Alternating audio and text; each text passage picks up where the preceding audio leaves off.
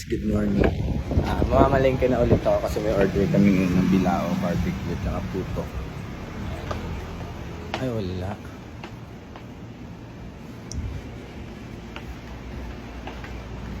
May mga umorder kasi sa atin ngayon ng pagkain. Ayan, diba? Thank you sa mga umorder. Ayan guys, samahan niyo ako mamalengke. Okay, hindi lang tayo sa Madra.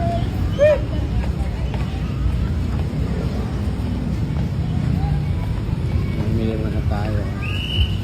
Guys, tapos tayo mamalengke. Ayan, ang dami ko na namang dala. Thank you Lord. Puno ang ating motor.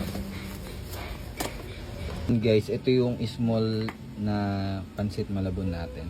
May hipon, may pusit, may egg, may chicharon, tas may gulay siya. Sarap! And hindi namin siya nilagay muna ulit sa cling wrap kasi ang daming nagko-comment. Ngayon, ito ang nilagyan namin siya ng foil. Pero yung kahapon po is meron siyang cling wrap sa loob bago namin siya lagyan ng pansit. Ayan. Naka-cling wrap siya. Sarap po. Ito yung paborito ko. Tapos maraming sili. Chili garlic. Yay. Pin tayong 15 pieces na puto cheese. Ayan guys. Papunta to sa Santa Rosa. Thank you po sa pag-order. Guys, meron na rin tayong pa-sticker. Ayan. Sa mga gustong umorder, ayan, message lang kayo sa number at sa Facebook. Then guys, deliver na siya. Papuntang Santa Rosa.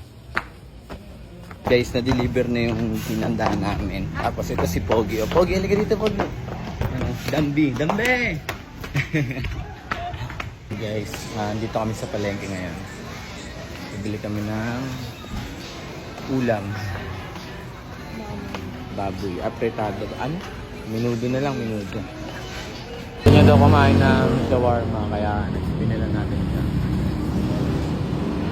Guys, minudo ang ulam namin. Luto ni Vanessa. And guys, tapos na yung araw natin. Tapos, may mga umu-order sa atin ng bilao.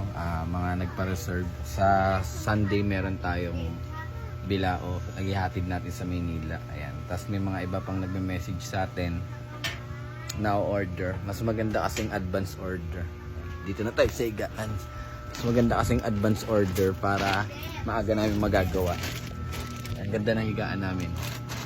Lalagyan pa namin to ng bedsheet kasi yung bedsheet namin is maliit na size lang. Ito kasing foam mattress namin is ano na siya, queen size na. From Kosoba. Thank you Kosoba. Ang ganda ng higaan namin. Good night everyone. Paangat na rin yung mga bata kasi naghihilamos na. Thank you Lord for the blessing. Ang mga gusto mag-order dyan, message lang kayo sa akin. Yan. God bless.